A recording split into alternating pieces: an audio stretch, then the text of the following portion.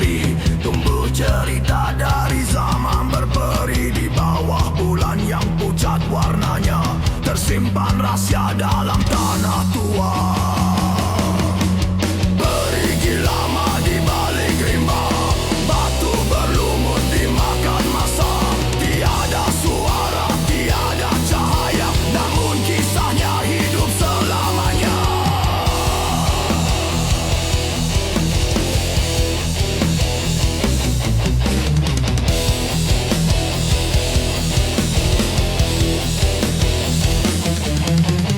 Orang dahulu pernah berpesan, jangan mendekati waktu kelam, kerana di dasar air yang hitam ada sejarah yang belum tenggelam. Laluan kecil menuju ke sana di selah putih kabus dan akar tua. Tahun berguguran menjadi saksi, menyimpan cerita di dalam sunyi. Malam berlagu dengan seribu nada, angin membawa kabar yang lama. Bukan sekadar cerita lisan, tetapi bayang sebuah kenangan.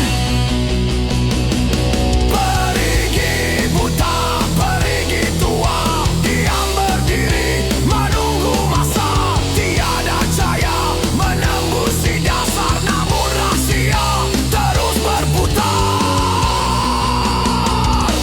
Perigi buta di tengah belantara, menjadi tanda zaman yang lama. Suara malam memanggil nama dari kisah yang hilang di telan masa. Perigi buta di tanah pusaka, kisah bersemadi tanpa aksara.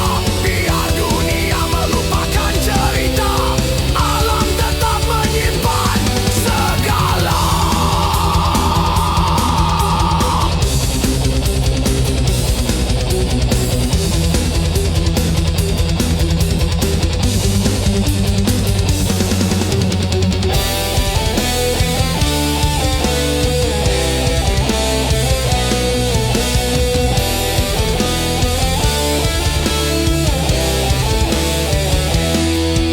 Ketika kabus turun perlahan, bulan terlindung di balik awan. Bayang pepohon menari liar, seolah bercerita kepada malam yang liar. Burung malam terbang berkelana, meninggalkan sarang di hujung desa.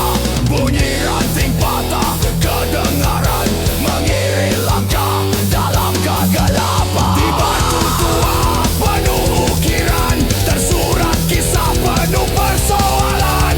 Nama-nama yang pernah disebut kini tinggal menjadi kabut. Dari tanah yang diam membisu, lahir cerita yang tidak berlalu. Bukan mencari jawaban lama, hanya mengenang warisan manusia. Setiap